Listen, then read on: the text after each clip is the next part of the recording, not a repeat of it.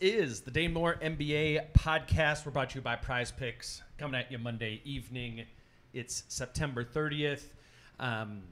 Today's show is brought to you by Prize Picks. Kyle and I will give you our some Prize Picks we have for next week at the end of the episode. You can we're glad to have Prize Picks back with us for another season. You can use promo code Dane to sign up, and we'll tell you more about how to play daily fantasy at Prize Picks as the episode goes on. But Kyle, here we are. We are, for those of you watching on YouTube, we're in a weird sort of closet in the bowels of Target Center, and we're trying to do this live in person.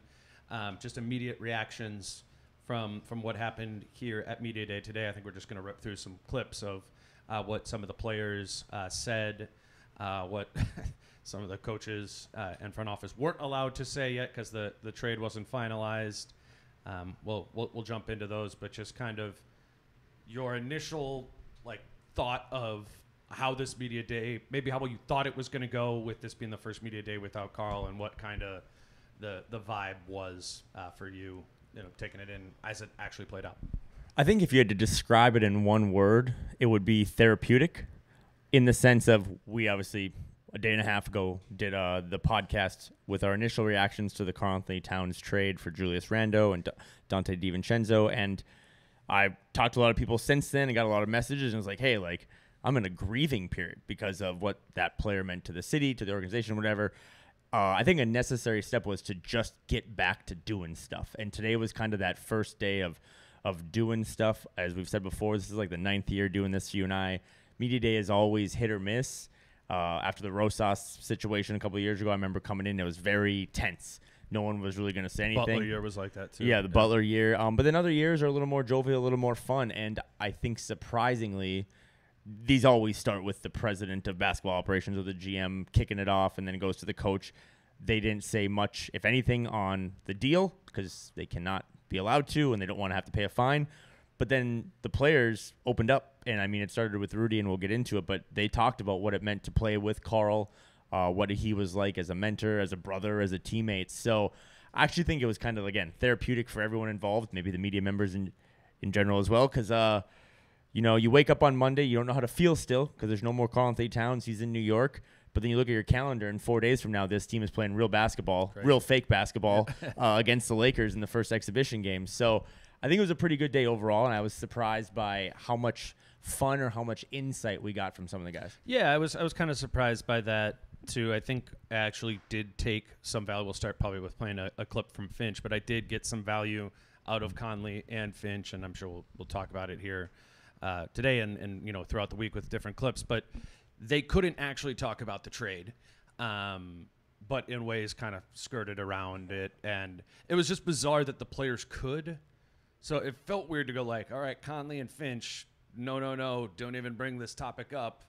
And then Rudy was ready to spill what about Cat or playing against Randall or whatever. It was bizarre. I mean, obviously go to YouTube and check out all those if you want. But I thought this was the most interesting kind of Finch response, or the most trade-specific answer Finch gave, which, again, he couldn't really name any names, but was able to talk about the process of building immediately around Ant and building with Ant into the future. I asked him about that. We'll play that clip. It's kind of long, but I thought it was a good place to start, and it's really all we got from Finch on the trade. Chris, it seems in the NBA these days that teams are kind of built to win now, or they're built to win sort of later down the line. You seem to be in a situation, have been in your career a couple of times, maybe in Houston with James and New Orleans with AD, of kind of playing both of those timelines. Did you take anything from those experiences that you find applying to today with Anthony? Yeah, I mean, listen, I think it's a journey. Certainly, we're not going to take anyone by surprise this season, like maybe we did last year a little bit. So it's, I don't look at it as us on two timelines. I look at it as us on one timeline. There's the only really, I think when I look at the modern playoff landscape, the only thing and how it pertains to getting, winning a championship, the only thing that really matters to me, or seemingly matters to me, is making it there every year. Like, you have to be consistently there. Like, of course, if you look at Boston, they're clearly an entrenched Eastern Conference Finals team. King of the hill over there. On the East and the West, it's not so much. It's like it feels like it's just wide open every year. You have some incredibly talented teams. You got some championship pedigree here, but the seasons is to me, like Tim Connelly probably says it best. It's not always a linear path to success. So, but getting there every year is the most important thing, particularly for guys like Anthony. And I think, and I know at one point it was the case, but I'm not sure. I haven't checked my facts, but I would imagine it's continued to grow. People that have been drafted #1 overall, like I don't think anyone's done more playoff winning than he has as early in his career, and that is the most important thing.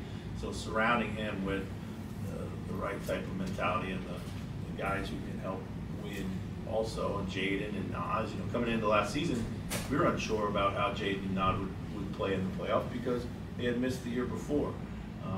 So they have to build on what they did last year too. So, yeah. So to me, it's a continuum, and you hope it's one that continues to escalate.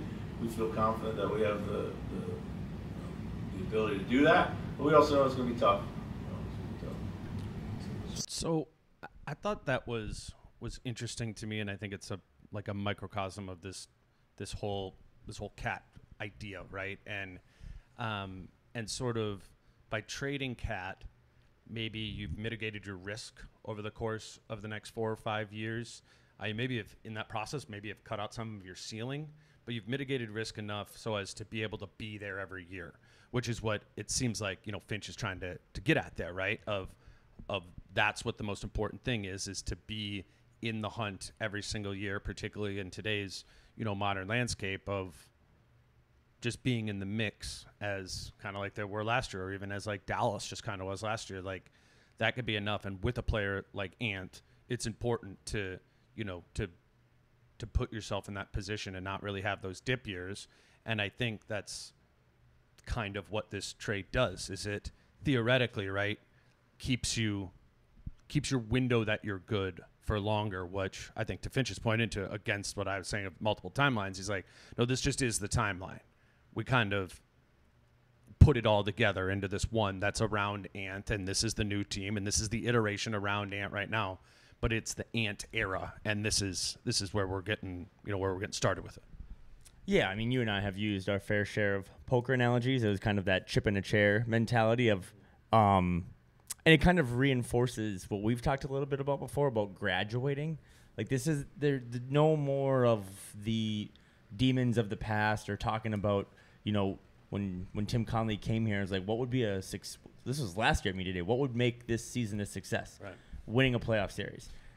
They did that, and that was great, and it made a lot of people happy. But now it's like, okay, we are literally just trying to make sure we continue to get into this tournament, make sure we get into the playoffs, and then do everything we can to win. I mean, I don't even know if they love some of the conversations about timeline. They're just kind of like, a lot of people reference "be where my feet are" today. Yeah. This is what our team is now, and Tim Connelly did reference a little bit the most on the record comments he's made about the CBA and the second apron and all that stuff, just how it has kind of some negative connotations or negative impacts that maybe people didn't intend when they put this together. So big picture, a lot of rambling.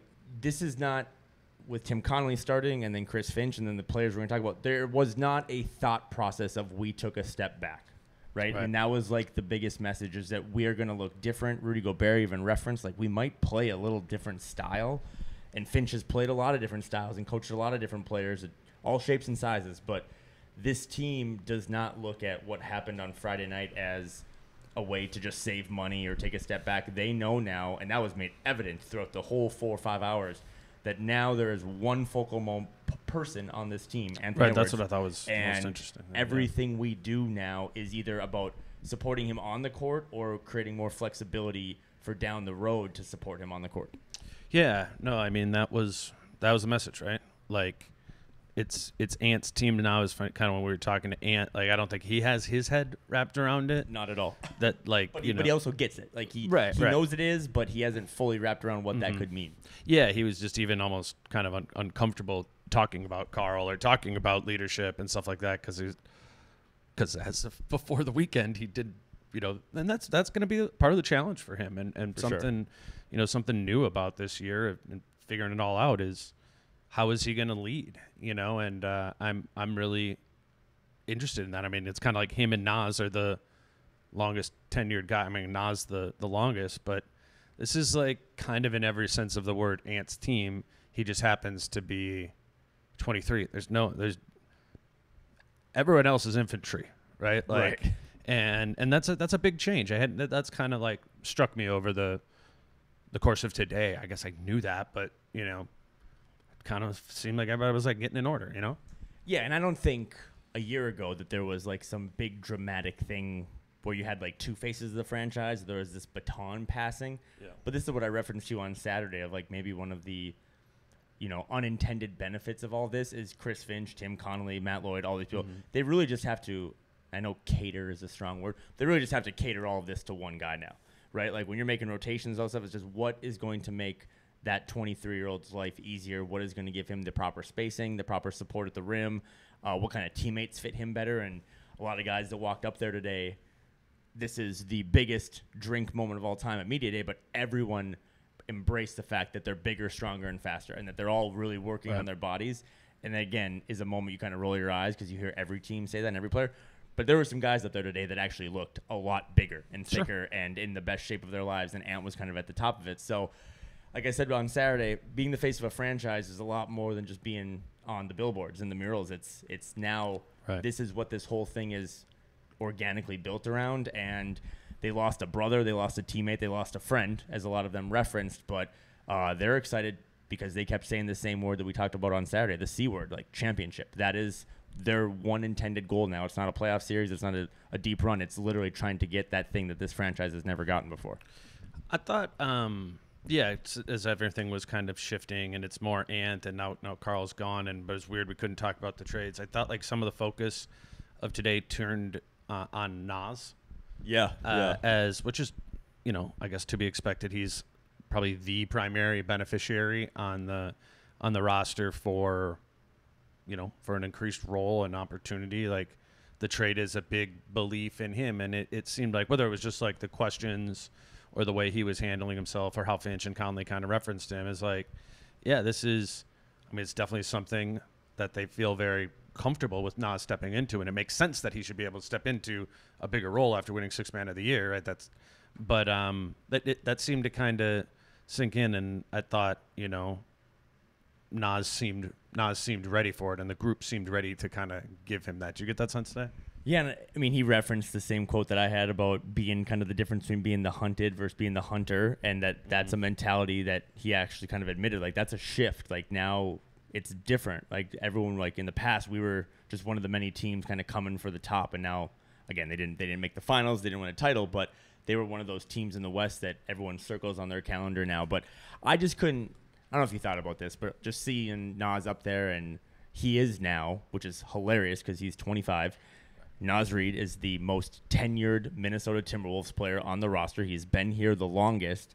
Crazy. And I just couldn't help thinking, because some people ask him questions about his draft or, when in Summer League and all the work he's put on his body over the last 6 years.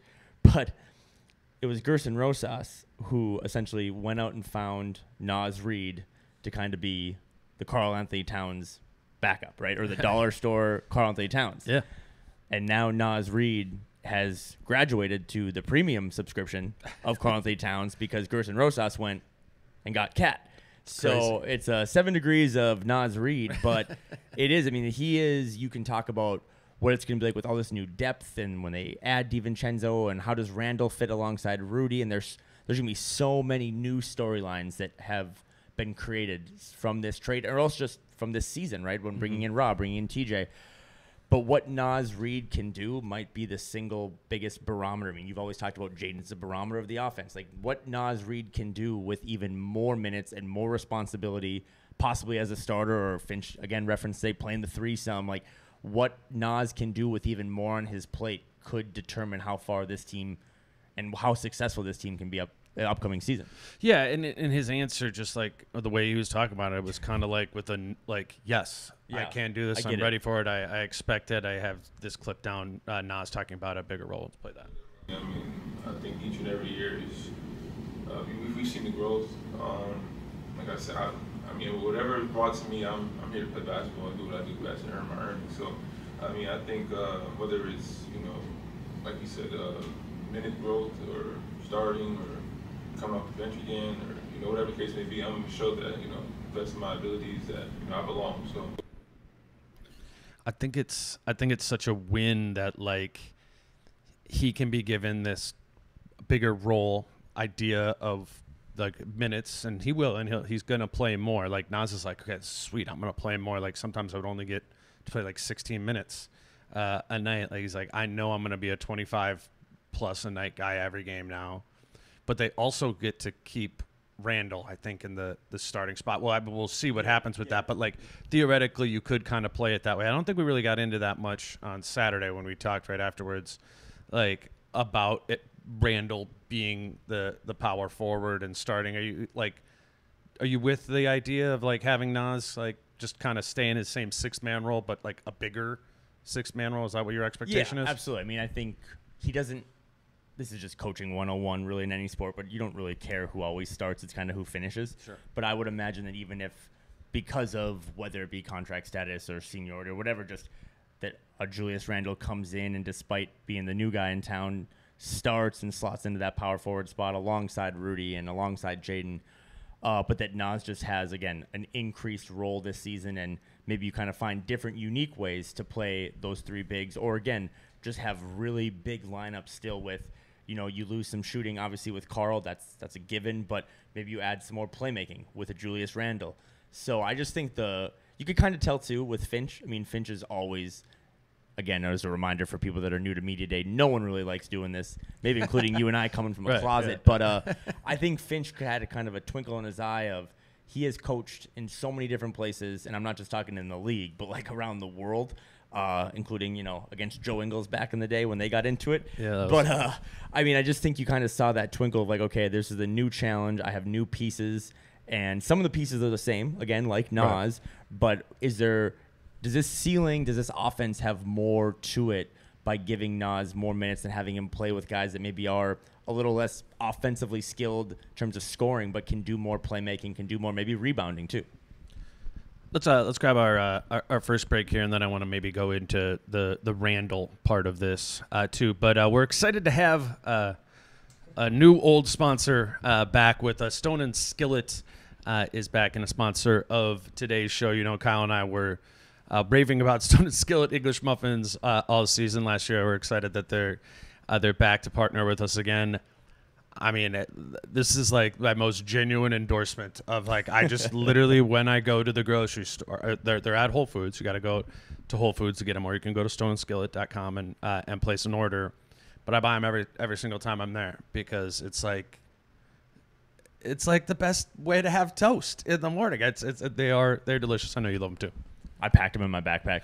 No, I didn't bring much on this 24-hour trip back to Minneapolis, but I have some socks and a 3-pack of the wheat that I picked up from Whole Foods. They really are great. They go well with everything. There's so many different flavors. Again, it's a really cool story and a company, as we've talked about before, but again, it's just really big for you and I doing this as many years we have to have people support the people that support us. For sure. And it's also healthy and 6 grams of protein. So if you're looking for a fun snack for the mornings on your way to work or for your kids or whatever, I think Stone and Skillet is up there. It's the Naz Reid of English muffins. So give it a shot. And like Dane said, don't use promo code Dane if you go to Whole Foods, but you could try it. But they should be at every Whole Foods and in more and more grocery stores moving forward. Yeah, Stone and Skillet. Just look that up and order them. I'm telling you, man, they are delicious. Today's show is also brought to you by Falling Knife Brewing Company. We want to let you know that we are going to be at Wolves Fest again this year at Falling Knife on October 19th. They're going to just kind of be having your classic Saturday afternoon brewery block party sort of deal. It's going to be all Wolves themed. Starts at 3 p.m., probably goes into about 7 p.m. In the evening. And obviously you could stay later than that if you want. But Britt and I are going to do a live show from there at about 5 p.m. Again, that's October 19th, and they are releasing a new beer we've been working on them with called the Second Apron. So do come to Falling Knife on October 19th. Try out some Second Apron and put Falling Knife on your radar for this season, for the place to go watch Wolves games. All right, Kyle, let's keep moving along here. And we couldn't get Connelly and Finch to talk about Julius Randle, but I thought it was interesting to hear some of the players start to get into what their experience playing against him is, or knowing him a little bit. What did Rudy was the first one asked about? What did you take from that? I mean, my biggest takeaway was that Tim Connelly literally was like, no comment, and then Chris Finch was like, no comment, and then Rudy Gobert went like 14 paragraphs on like, that was my brother, this is what he meant to me. Right. I thought it was really cool. Again, it was Rudy was probably the best person to kick that off, just because I think their relationship is two bigs, and that was the experiment, right? It wasn't necessarily getting this shot blocking or rim protecting, rebounding big alongside Ant. It was, how does this center match with your other center and downshift to size, whatever. So, yeah, I just thought, he's very complimentary. Rudy's one of the, I think, nicest guys in the league, but he said enough about what it meant to play with Karl and how they did make it work and they did do something special. But he immediately kind of turned onto the Julius Randle topic of the differences that I think Randle is going to bring. He mentioned him kind of being a bully. Yep. Multiple people referenced him kind of being a bully or having this like pit bull mentality. And again, Rudy referenced, like I said earlier, they're probably going to play a little different of a style. And that's probably common sense to anyone that's listening, because you don't have this, best shooting big man of all time. You kind of have more of a grinder down in the paint, finishing around the rim, collecting offensive rebounds. So it's going to be fascinating to see how Rudy and Julius work together. But I thought about Naz and the Rosas stuff, like watching Rudy up there, you could tell that he took pride in the fact that when he came here, Karl brought him under his wing and kind of like tried to acclimate him to the whole process and the culture. I think now Rudy is in that Karl role of like, right, I'm the big man on this team. I'm going to try to embrace Randle. And, Karl, for all his faults at times with Rudy, I think you kind of championed him for trying to make it work, right, and trying to speak French. I think Rudy now is going to try to speak whatever Julius Randle speaks, Kentucky. So I think it's going to be fascinating to watch those two guys specifically play together, because if Julius Randle stays on the team, man, they have to make it work. Like, none of this is going to, there's no offensive ceiling or any of that stuff. If those two guys specifically, no matter what Ant, Jaden, and Naz can do, if those two guys don't speak the same language, this isn't going to work. Yeah. Mike Conley got into that a little bit. I'm going to play that clip. There's Conley on Julius Randle. Now with Julius, he's a guy I think that really utilizes his ability to get up and down. He can space the floor, but also be a playmaker. He's a secondary playmaker that can bring the ball up the court faster than some point guards and be as physical as anybody in the league, and get to the free throw line and create mismatches and all that. Really is going to be how we're trying to use him and implement him into what we do as far as our spacing and stuff like that. And there are times last year where Cat and Rudy still ended up in the paint together, and paint got crowded a little bit. He had 2 7-footers, but I'm sure it'll happen no matter who you have out there. So Julius, we're super excited for what his skill set can bring for us, and his mainly his dog mentality kind of fits exactly what we want to be, and I'm excited about it. I think he's going to be key in this process, Mike, of I think he's key in everything working for this team, But like particularly that of it is, as it was complicated and they made work to make Cat and Rudy work, there's going to be complications with this iteration of the team as well. And while I do think they replaced a lot of Cat shooting with DiVincenzo, like whatever went out, like kind of came back in a different package there, but it's not at the 4, like there is going to be issues at time to time this season if Randle isn't effectively spacing the floor, if he isn't receiving respect when he's spaced to the corner or above the break and guys are helping in off of him when he's playing next to Rudy. That's going to get funky, right? Like we know that experience, and we know what the Karl one looked like, and that seemed like it made so much sense on paper too, right? Like, okay, Rudy doesn't shoot threes at all. Karl's best shooting big in the league. Perfect. Well, that wasn't perfect. That wasn't clean either. Yeah, there were other elements of it that needed to be figured out, and I think that there's like a little bit too much hyper focus on the fact that neither Randle or Gobert are like true floor spacers. I'm not saying that's not an issue, but I think that it is going to take serious care to adjust and find a style of play and a smart group to make it work. But I do think it's gotten a little exaggerated as like being a serious problem. I know this is the Julius Randle topic, but you made me think about this floor spacing stuff. Remember when Finch referenced, someone asked him about like how's it going to be making bigs work when this incoming big can't shoot it as well as the outgoing big, and he was just kind of like threes are threes, like it doesn't really always matter where they come from, and that kind of emphasized obviously more about what DiVincenzo will bring to this team. So I still think this team is going to shoot a lot of threes, and I think Finch would like them to increase their volume from there as well. So yes, as we try to navigate the first 48 hours of this massive blockbuster trade, a lot of it has been like, well, Randle can't shoot as well as Karl. I don't think, from talking to Finch today, that that's something that bugs him as much. It's just a different type of player, a little more physical, maybe a little better rebounder, a little more on the offensive glass, and then just subsidizing that volume of three-point shooting from a guy that, again, made 283 threes last year or whatever and shot him at a 40% clip. Mm-hmm.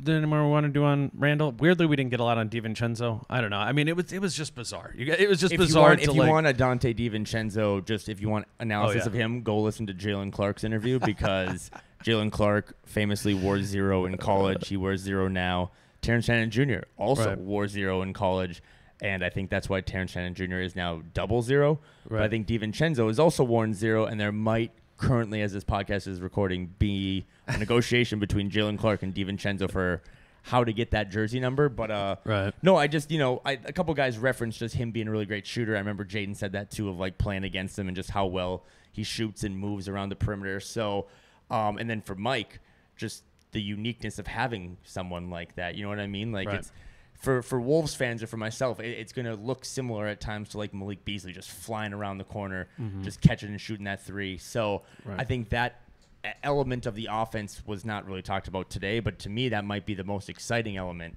when they integrate all these new pieces in starting on Friday.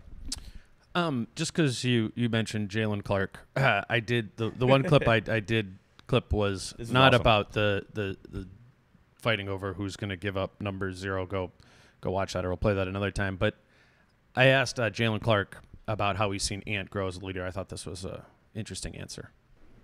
And a year with this group, how have you seen Ant grow as a leader? And what do you think it's going to be like? Like, how do you see him being a leader of the group? I think it's hard to follow someone when they don't lead by example. And when you see him and you come back, like I've seen him, like Chris Hines will tell you, I've sit and watched his workouts at night when it's just him and C. Hines and nobody else in there. Like, it's ridiculous. I remember we were walking into the playoffs and we had the Nuggets, and obviously we didn't beat them all year. And I'm on the phone with my dad, and I'm like, but we're not losing. And he was like, what do you mean? I was like, I just watched this guy work out, and he missed like 3 shots in like a 40-minute span. Like, I swear to God, this is the craziest. I called my dad after I watched him. I was like, we're not going home. Like, not after what I just seen. Like, it's not happening tomorrow night, if you know what I mean. So it was like seeing stuff like that. So if he gets on you, it's like, well, hey, this mug is doing it too, if you are like. And he just competes at such a high level. Like, y'all were asking, did we beat him? Yeah, like, we were beating them at a point, but he was more like, we're not leaving, we're gonna keep playing, rather than just storm off and he don't want to play no more. Like, he's that guy. Like, he don't stop. Like, he just continues it. And when that's the head dude, you don't got no choice if you're on the bottom of the totem pole, which is where I'm at right now. So I thought that was really interesting, and I guess that's what I was referencing before for listeners of it just like shifted on a dime into like this is Ant's team, and now we're, it's a big jump from the baby. It's not long ago that he was like the baby of the group. I actually think Conley referenced him as still being a baby today, but he has a big role now as a leader too, and I think he's gonna have to figure. I brought it up because of Randle, but Ant's kind of the guy, and I'm interested to see how that interplays with Julius Randle as well, because I mean Randle is all NBA player, all-star player, but I think he kind of like knows he's coming into like Ant's turf, right? I mean, that would be the expectation, wouldn't you think? I could not stop thinking about the fact that 2 weeks from now, exactly 2 weeks from now, Ant and Jalen Clark are the same age, 23. But you know what I mean? Like Jalen talks about him like he's a 27, 28-year-old vet. Finch even had kind of a cool anecdote about, you know, the timelines and building around Ant like we talked about earlier, but that there are very few people that have won as many playoff games at such a young age than Ant. So he is the face of the franchise. He's the total package, and that's something that, again, taking away Carl's flaws and straight voltage on the court, I think a lot of guys, because this was referenced even just last year, looked up to Carl and, you know, said that he was always put others first and was kind of that big brother. I think Ant will have a different leadership style, but again, Jalen Clark will probably have, and he, I think, knows this, will have little to no role on this team this season, and will probably spend a lot of time just doing the G League thing as he continues to build up. He's referenced just getting back, being in shape when you're not playing basketball is different than being in basketball shape. Right. And I think that's going to be what his season's all about.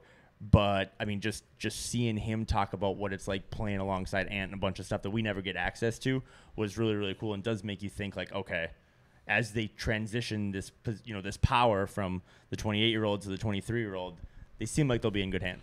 Yeah, you bring up being in shape and Ant, and like I do think that's something to like bring up at media day, because there's been media days that he's like admitted like he's came in and not been in shape. But I think given his honesty, that when he said that was 2 years ago at media day, you know, that he needed, you know, he kind of hadn't touched the basketball the past couple of weeks and to put on weight. Like it's the complete opposite this time, where he never really got out of shape after the Olympics. And even maybe if he did take a break, I think Ant referenced today, and he was talking about, you know, with Jalen Clark and all those guys about having been here. Like they've been here for 3 weeks, like working out. And it's funny, you could kind of hear it slip in some of their things. They're like, you know, it's been great here in camp. Like we were getting to know each other here in camp. It's like, actually, training camp starts today, you know. But, I mean, that's a good thing, too. This group has been together, and I think there's going to be rocky elements of the acclimation process of this, bringing in DiVincenzo and Randle and Cat out. But to have, like, the Ant box should be all good and checked. Him being in, like, good shape and in a good space and ready to go from the jump could I guess, straight up just win them some games that maybe while they're still figuring this all out, you know, if they weren't getting the A version of Ant, that might cause them to start the year a little more roughly. And I think that's a really important thing, that, you know, that Ant is in shape. Rudy referenced today that after hurting his finger or his hand or whatever in the Olympics, that he's back all the way healthy. Like, again, 2 years ago, that first Rudy year, Rudy wasn't 100% healthy at training camp, and we saw that process take time for him to get in. Like, the only acclimation things this year should just be about them meeting Julius and Dante. Yeah, right. There's no other, like, as crazy as this seems right now, I think for those guys, it's like, we just got to meet them and figure out this process, and then we're, like, good, ready to go again. I don't think it didn't strike me as, like, the reeling. Like, all the other pieces are, I think, a lot more dialed than they have been in previous seasons at this time this time of the calendar year. Yeah, and I think, you know, we referenced the continuity that they benefited from last year that kind of allowed the experiment to make sense in year two. You're losing some of that continuity by obviously taking Carl out and putting 2 new guys in the mix, but I think there's still 12 other guys in this team that have played a lot of basketball together or just been around each other a lot. And then a interesting wrinkle, whether you want to talk about him now or later, but like, is throwing Joe Ingles into that mix, because he doesn't have the continuity with all these guys on this team, but he might have, as you said earlier about how Mike is kind of in charge of making sure a lot of this works, Joe might have the continuity with 1 or 2 guys specifically that, as long as it works with those guys, it's all going to kind of make sense. Yeah. Well, maybe let's throw to one more break here, and then you had the cool Joe bit. So we'll throw to one more break for the YouTube version.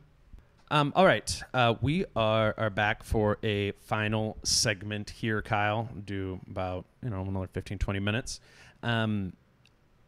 Joe Ingles, we got to meet him today in person, and he was the most lively, certainly, of the interviews, and I would recommend everybody going to check that out in general. But I want you to tee up the clip that you made and you wanted to hit on. Yeah, I don't know. I've never got to talk to Joe Ingles before, and I've lived in Australia a little bit. I've talked to other Australian basketball players on interviews before when I got to talk to Shane Heel and stuff, and I was really curious about, because you had said before, both privately and publicly, the Wolves were interested in Joe last year, and he explained why he chose to sign in Orlando. Right. There were some basketball reasons, but there were also some personal reasons that he was opening up today. And again, he did joke multiple times in the most, I'm joking, but I'm also serious, like how much he hates media day and that ideally he would never speak to the media again.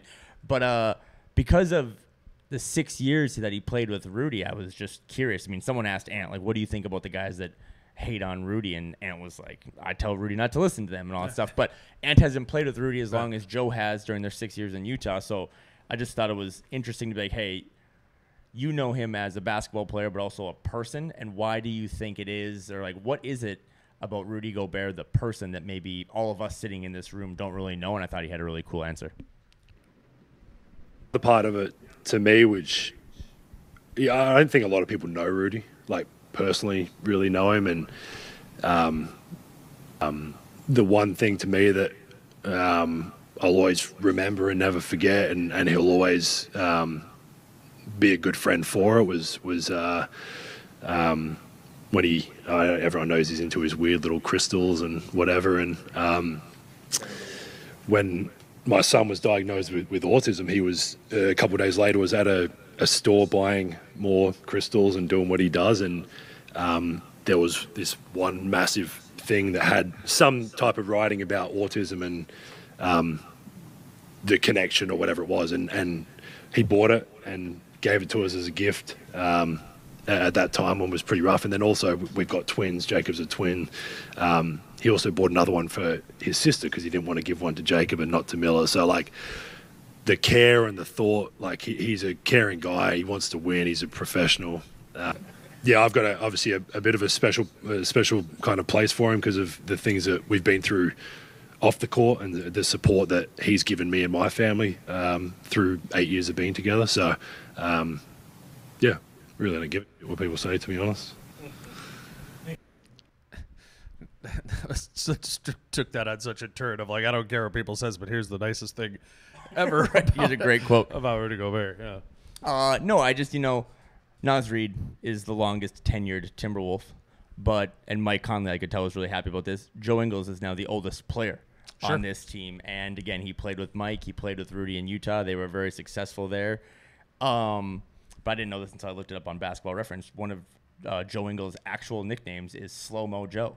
And I think Joe is going to fit that slow-mo role both on the court. Finch has referenced that talking to Britt, but also off the court as well. Mike Conley was very astute to point out that no one talks more shit than Joe Ingles. And when you talk it in an Australian accent, it hits even harder. So just to have, again, I think Julius Randle is going to bring an element to this team of kind of physicality and being a bully that they haven't had in a while. And I think Joe Ingles is just going to bring another, I referenced the Draymond Green thing. Like, no one's going to choke out Rudy Gobert anymore. I just think Joe Ingles is going to get in the mix. And what was his number one goal this season? It's to get Mike Conley a technical. Right. Like, I just think some of that. That's pretty much his only goal. Yeah. I think some of that levity and just kind of bringing a fun but edge to a team that probably still needs it is going to be fun, in addition to all the cool stuff he's going to bring, like his shooting and his playmaking. And, again, sliding into that slow-mo role because, again, for the last time, hopefully, on my side, like, losing Kyle Anderson is probably going to hurt them a little more, especially as you integrate these new guys, than we think. Yeah, no, I think he'll be a stabilizer in this process too. And I'm just saying, my honest feeling, just being around the group, is like I don't think this is going to need a lot of stabilization. Like it's so much more. It's just such an older team than I remember from all these media days, and that's just a different vibe. Like now it's just like actually putting the puzzle pieces together, rather than like, oh no, we knocked the whole box of puzzle pieces all over the place. We don't even know we're missing some. Like it, I don't know. And Ingles felt that way too, where it just seemed like a team that's more grown up, than it was before, and just older. They're like just got to put in the work, like energy. Older in the sense, probably you mean more like maturity, because there's still a lot of young guys on this team, but like. 24 is the new 34 for this team. Like you got to just be above your years. And as Ant said a couple weeks ago, like if if me and Right. Jaden and Naz can play above our years, the league is going to be in trouble. So I think it's going to be fascinating. I don't think he's going to be an every night guy. I don't know how he's going to fit into this rotation that, I don't know, a week ago we were like looking at it through a 9-man prism, or maybe we can get to 10, and now you literally trade even out have one my guy head for wrapped around 2, any of that right and how now, does my yeah. fantasy team fit another running back type thing? So it's going to be fascinating, but he is here, and he references again because of his personal decisions to sign with Orlando last summer, keeping his family in Orlando for personal reasons, and that's just going to be, he came here to win, and that's it. Like, he is here because he believes in this culture, and there's actually, for the first time in a long time, an actual foundation where, to your point, there's not a lot of integrating or acclimating. It's just, all right, these 2 new guys, check ball, like, this is Rudy, these are our names, and let's figure it out. And I think it's going to be a much faster process than it was 2 years ago when you had that seismic shift of going from, 5 out to 2 bigs. You're right to remind me that there's young players on this team, and that's another like funny thing given how sort of bizarre it is. One, that the Wolves went to the Western Conference Finals and somehow drafted it in the lottery. And Right. that, like, now Right. we're doing a podcast. We didn't find a way to touch on the 8th overall pick at all at his first media day until now. It's just Rob Dillingham is coming into a unique situation for your typical number 8 overall pick. Whether it's, one, just being on a good team, but 2, just also being on a team where you have Mike Conley. I think that really hit home with me today. Here's Conley talking about Dillingham. Played with some dynamic young guards like Donovan and Ant. What do you see so far from Rob? And what kind of role do you think he'll have on this team, just kind of being a mentor for a young kid coming into the league? Rob's got a lot of game. He can definitely score the ball. He can play make. He's a lot better, at playmaking than people give him credit for. I think it's something he just has to spend more time on and focus on at this level. But for his benefit, I think he's not going to be asked to do a crazy amount of things for us, right away. He'll build up to it. He'll learn. He'll continue to get minutes, and those minutes will continue to grow as he, the season goes on. And we're going to need him.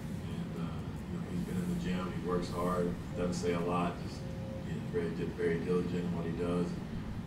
He asks questions when he needs it. And, I'm just excited to have a guy like that, that can move the way he can move. And, I can't do the things that I say, I'd like to do this and just watch him do it. That's exactly what I meant, I can't do it anymore. I can't stop like that. So I tell him that all the time. He's fun to watch. As Kyle, we now have the vacuums running here in the back rooms of at Target. So I guess I want to talk a little bit more about Rob, but isn't it?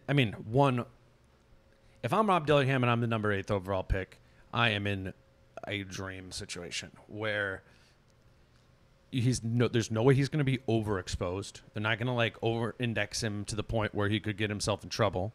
They have enough depth and otherwise to kind of protect against that.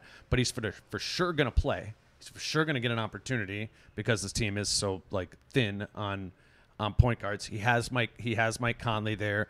Oh, his biggest weakness is defense. Okay, well, you're coming into the team that was just the number 1 in defense, like a great team to be able to cover for that. Oh, the team was also bad at offense last year. They didn't really have any sort of, guard other than Ant who could kind of break the lane and get to the basket and do Rob Dillingham type things. It is, the more I think about it, and I quite frankly haven't been thinking about Rob Dillingham much at all in the past week since this cat stuff happened, but that's a good thing I think to remind myself of going into this, is how good of a spot Dillingham is in, coming into this. And doesn't guarantee anything. He seems very 19 years old, but I would imagine the history of 19-year-olds that I've had a season where you go, yeah, that actually exceeded reasonable expectations. I bet you the majority of those situations were great situations where the things around him, around that player who found success, made them make sense. Where Josh Minot was kind of talking about how he hasn't really had that opportunity at all in his career because he just happened to be drafted by a good team and an opportunity wasn't there for him at his position. I just think, I think the Dillingham spot that they're in is I'm not saying I'm betting on some like massive year from the 19-year-old, but they're doing, I think, everything they can to put him in a situation to boost your odds that happens. Because that's not a 0% chance that Dillingham just like balls out right away as a 19-year-old. It's about the environment. I think this is going to be a great environment for that. How many other podcasts that cover lottery NBA teams waited until the 45-minute mark to talk about their lottery pick? Right, yeah, that's what I'm saying. You know what I mean? Yeah, and I to everything you just said, we've talked about his size, we've talked about his weight and his height and all this stuff. The one thing that stood out for me is that he is, and I'm not just saying this, I would not just say this, whatever. He seems like a really, really great kid, and it came through today that he understands everything you just said. Mm-hmm. And I actually think, and this will probably flush itself out over the next couple of months, but I think whatever you thought Rob's expectations were, role, demands in his first year a week ago, they're probably just easier now because I really loved that Finch quote when he was talking to Britt about how he's going to have 1 out of every 3 nights is going to be a good night. Well, those other 2 nights, at the time, I was like, okay, I guess it's Nikhil, or I guess they just have to, expect more of the face of the franchise. I think when you plug in Dante DiVincenzo now and the playmaking he can do, like slotting in alongside Ant in that backcourt, the shooting he can give you, the defense, and there's just so many things that maybe he's just that crutch for those other 2 nights where Rob just doesn't have it. And I think Rob's going to be a really big confidence player. I think his confidence early on in Summer League was waning a little bit, remember, because like they asked him to do a lot of different stuff as like experimental, and that's when he talked to John Wall, and then it kind of clicked for him. So you don't want on those 2 nights a week that are not good, you don't want him to crater or think that, I'm not cut out for this stuff. And that's where I think DiVincenzo, maybe more than anyone else, is going to help. But to me, it does all circle back to, like I asked Mike in that quote, Mike was a lottery pick. Coming out of college, Mike has played alongside Donovan Mitchell. He's played alongside Ant. He's played alongside like a Jordan Clarkson. That is the perfect guy in the league, the guy that's never gotten a technical to play or to mentor this. I mean, if Mike Conley is 37, he is technically old enough to be Rob's dad.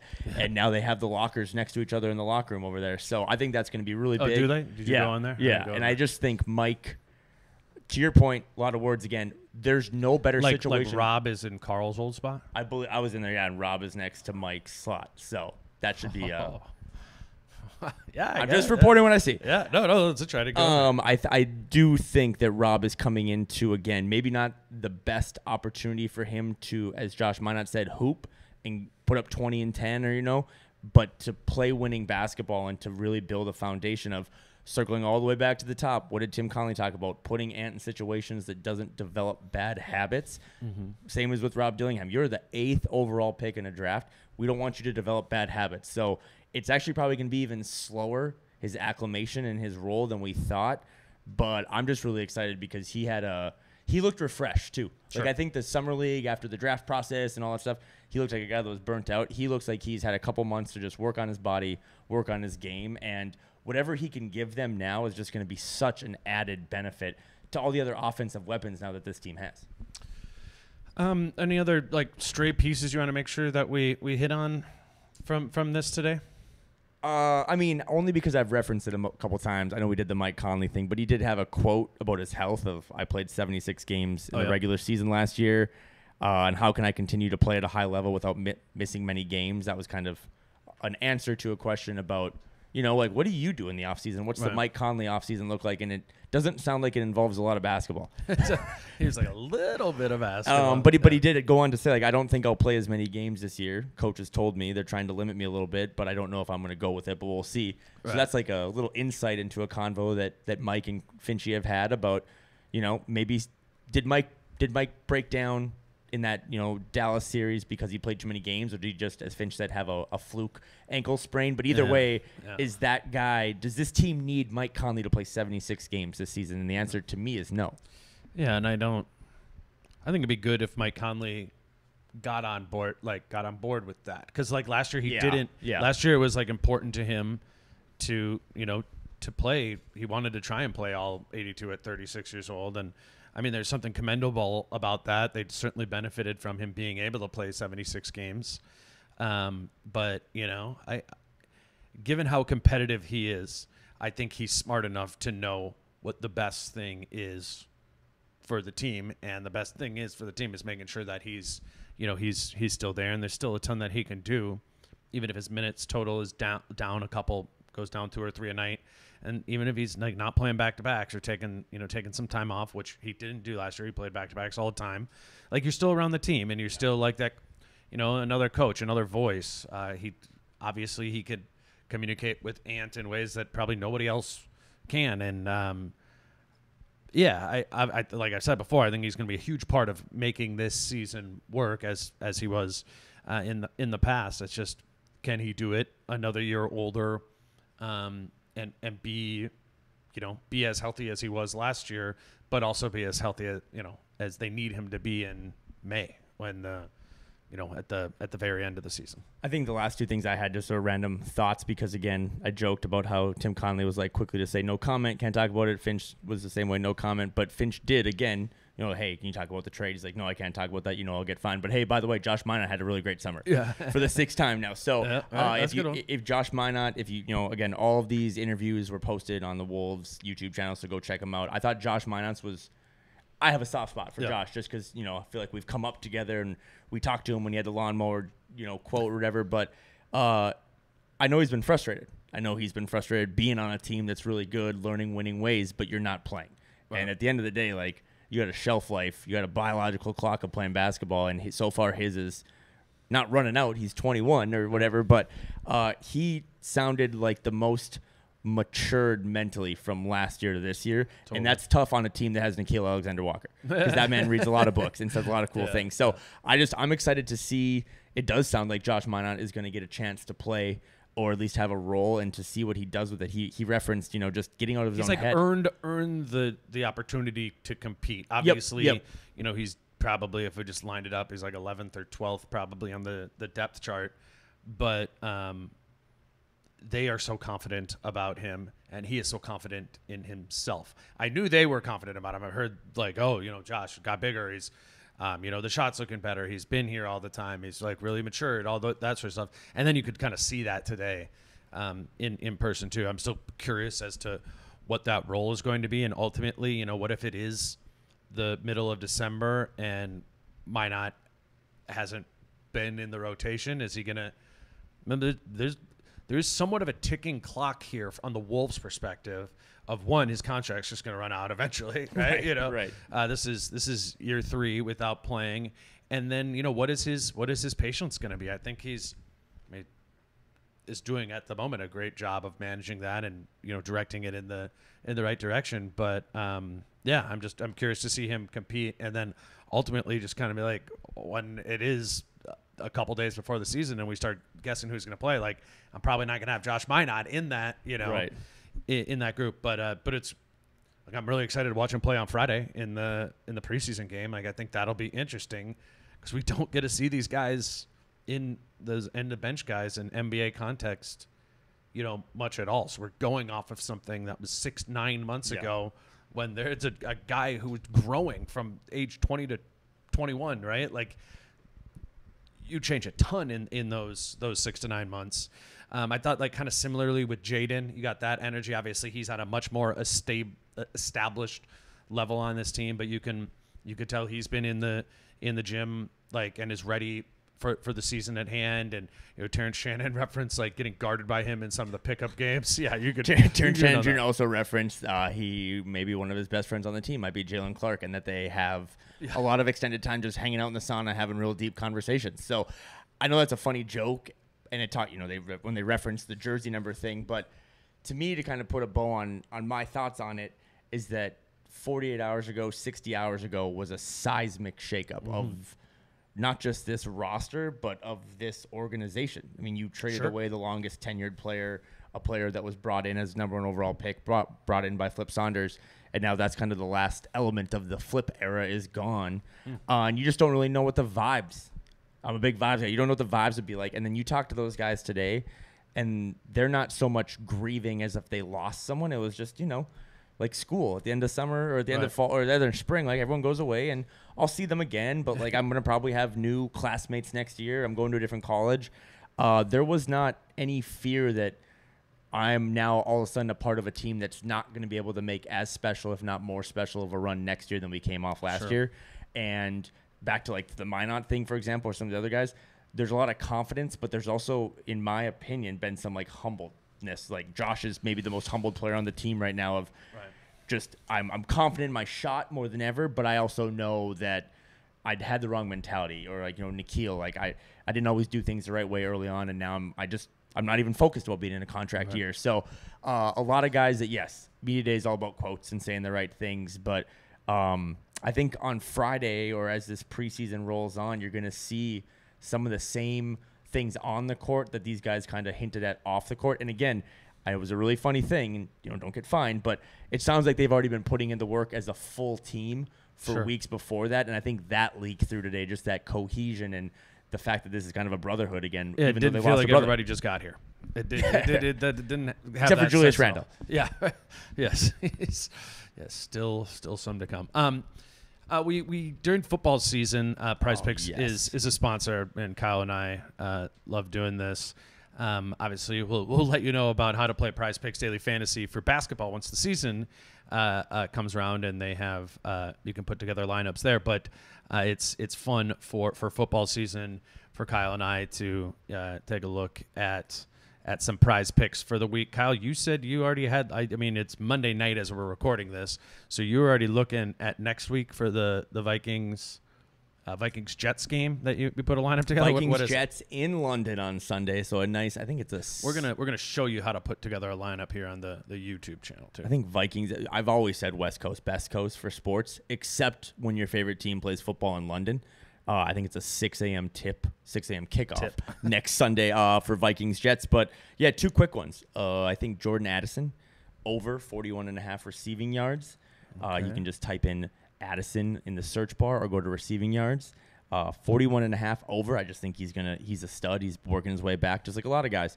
And then Aaron Rodgers over 6.5 rushing yards. Talking about guys coming off Achilles injuries and stuff, I think he's finally kind of finding his mojo. And also, when he's under duress, he's kind of let it rip a little more. So he's gone over in the last 2 games by a long shot. So yeah, give me Aaron Rodgers over 6.5 rushing yards and Jordan Addison over 41.5 receiving yards. Yeah, and again, if you're looking at the screen here, you can see like Aaron Jones for that game is more or less than 62.5 rushing yards. I know all my guests always give you mores, but there is less is an option as well. Like if you think Derrick Henry is going to be less than 76.5 rushing yards next week, you can select that and add that to your lineup.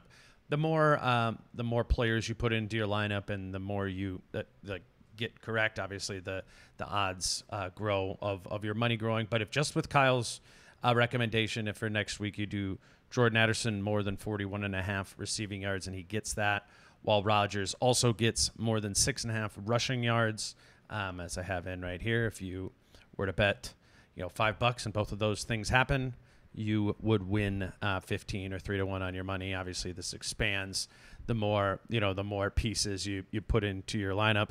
I've actually been having fun doing it for the NFL Sundays. We have the light cut off. That's our time to go in here. But I've been enjoying it. I've been enjoying it a lot. Just on Sundays, as like it's not there aren't sports books and places for us to be able to play, and Prize Picks is an option here in Minnesota to be able to put together a daily fantasy lineup and do what those other people what you could do in Portland. So that's Prize Picks. The lights are off. No, now if you're watching on YouTube, or if you haven't watched on YouTube, go subscribe quick, because the 58-minute mark, Dane and I are now in the dark in what looks to be a refurbished bathroom with concrete walls. Honestly, though, again, Friday was a bummer.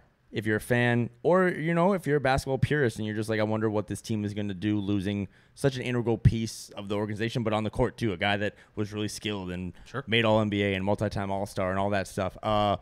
So you just didn't know how that would carry over, because again, we've been to some really bad media days, and the vibes today were nothing but business-like and mature, and just dudes that, as you said, probably rolled the ball out 3 weeks ago. They're ready to play. They're ready to get this thing started on Friday, and I think they are happy and proud. I remember Naz used that word of what they did last season, but they're not living off that. They're not trying to just, replicate it.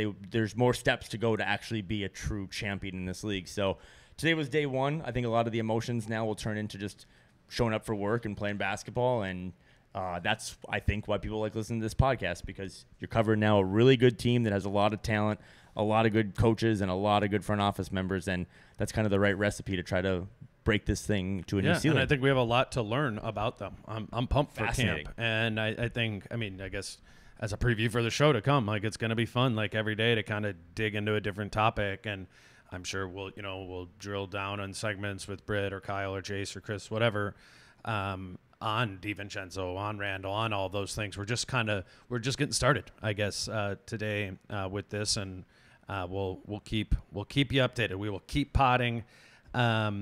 Next pod I'm gonna do is with Chris on Wednesday morning. I might do another one with a couple of Knicks podcasters as well. So we'll keep the feed full of podcasts for you. There's gonna be no shortage of that there. Kyle, I appreciate you being here out in Minnesota. This is really funny. We're in the dark right now. But yeah, a lot more to come. Again, prizepicks.com, prizepicks app, promo code Dane for a sign-up bonus when you get started.